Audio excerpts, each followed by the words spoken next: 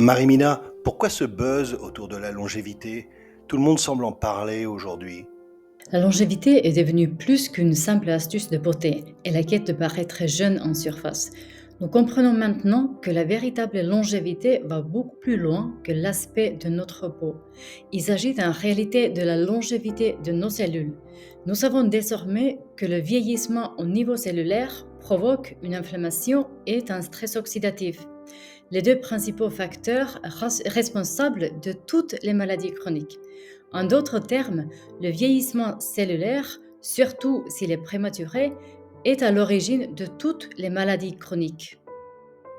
Voulez-vous dire que nos cellules peuvent vieillir indépendamment de notre âge? Je veux dire indépendamment des années indiquées sur notre passeport? Oui, l'âge chronologique est différent du vieillissement biologique. L'âge chronologique, ce sont les chiffres de votre passeport. Mais cela n'a pas autant d'impact sur votre risque de maladie que l'âge biologique, qui implique le vieillissement de vos cellules. Vous pouvez avoir 25 ans sur votre passeport et 50 ans au niveau cellulaire, ou inversement. Plus vous parvenez à être bas au niveau cellulaire, moins vous courez de risques de maladies chroniques. C'est pourquoi la longévité est sur toutes les lèvres. Il ne s'agit plus de traitements en clinique coûteux réservés aux riches afin de paraître éternellement jeune, mais il s'agit de rester en bonne santé jusqu'à un âge physiologique très avancé. En fait, nous pouvons dire que la longévité ne consiste pas seulement à ajouter des années de vie en bonus, mais également à ajouter de la santé et du bien-être à ces années. Cela semble incroyable, mais que pouvez-vous faire pour moi si j'ai déjà dépassé la cinquantaine?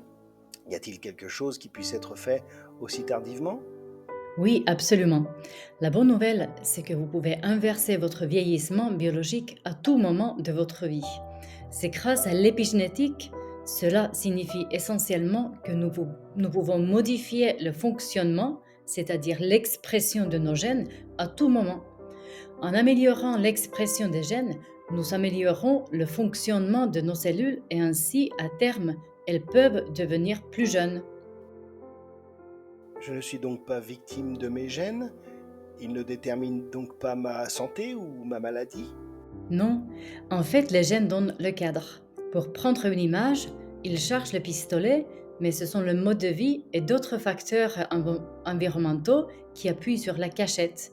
Cela signifie que quelle que soit votre empreinte génétique, vous pourrez toujours améliorer l'action de vos gènes, ce qu'on appelle l'expression des gènes, qui est cruciale pour le fonctionnement de vos cellules et donc pour votre longévité.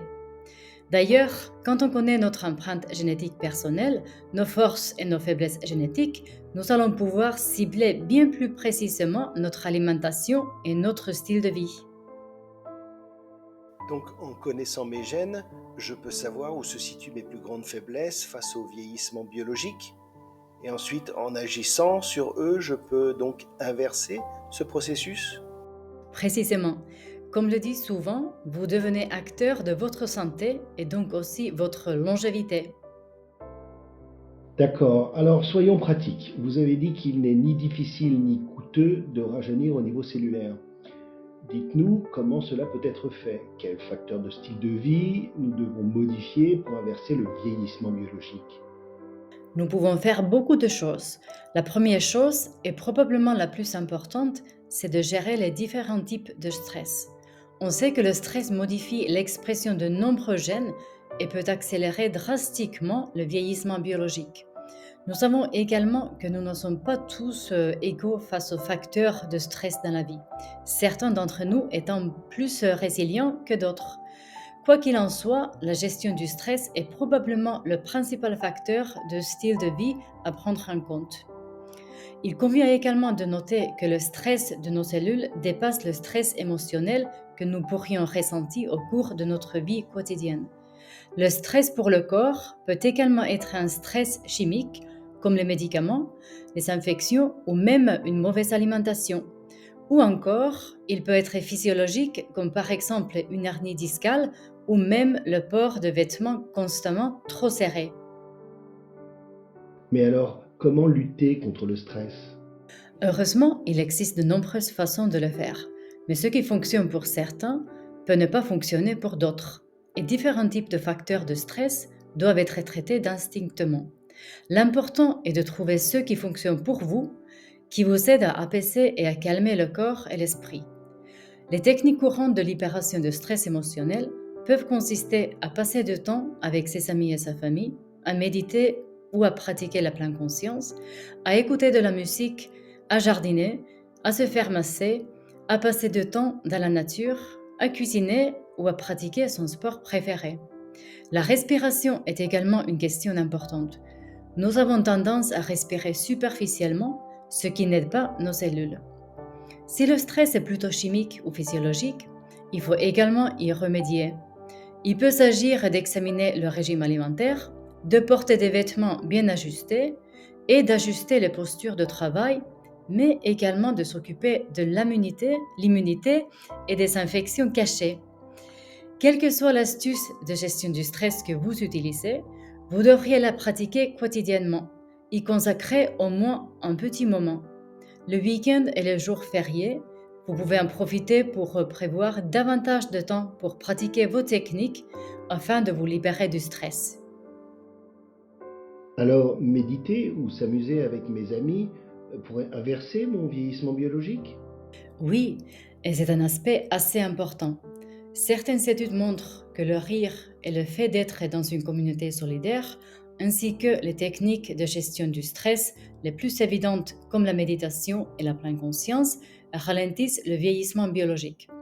Il s'agit en particulier sur les télomères, ces sortes de lacets situés à l'extrémité des chromosomes qui constituent un facteur important du vieillissement biologique. Qu'en est-il de l'alimentation? Je suppose qu'elle a également un impact sur la longévité. Oui, la nutrition est l'un des facteurs clés. Et lorsqu'il s'agit de nutrition, ce que nous appelons la flexibilité métabolique est ce qui est le plus important pour la longévité. Cela signifie que les mitochondries, donc les usines énergétiques de nos cellules, sont flexibles dans l'utilisation du glucose et des acides gras comme énergie. D'un autre côté, si nous ne sommes pas métaboliquement flexibles, nous sommes sujets à davantage d'inflammation et de stress oxydatif, ainsi que des problèmes de poids et d'obésité. Un autre facteur qui est étroitement lié avec la flexibilité métabolique, mais aussi avec le facteur du stress, est la santé cardiovasculaire. D'ailleurs, ces problèmes sont considérés comme des problèmes dits cardiométaboliques, car la santé métabolique et la santé cardiovasculaire vont de pair. Existe-t-il alors un régime idéal pour la longévité? Cela dépend vraiment du patrimoine génétique d'une personne. Et comme nous commençons maintenant à le comprendre, il n'existe pas de régime alimentaire unique pour tout un chacun. Cela dit, nous pensons souvent qu'un régime méditerranéen ou paléo, ou quelque chose entre les deux, sont probablement les meilleurs régimes. La raison, c'est qu'ils contiennent tous les deux beaucoup de légumes, de fruits et de baies, donc les aliments chargés de fibres et de phytonutriments, des vitamines et aussi de certains minéraux.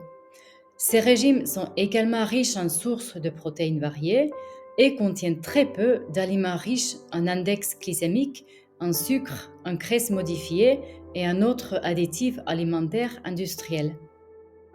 Qu'en est-il des heures de repas? Est-ce important? Oui, et encore le plus important, c'est de ne pas grignoter.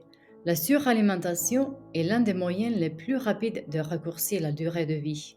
En revanche, la meilleure chose à faire est de prendre de bons repas équilibrés 2 à 3 fois par jour avec des pauses suffisantes entre les repas. Il a également été étudié que les jeûnes traditionnels plus longs et le jeûne intermittent correctement pratiqués sont très bénéfiques pour la longévité.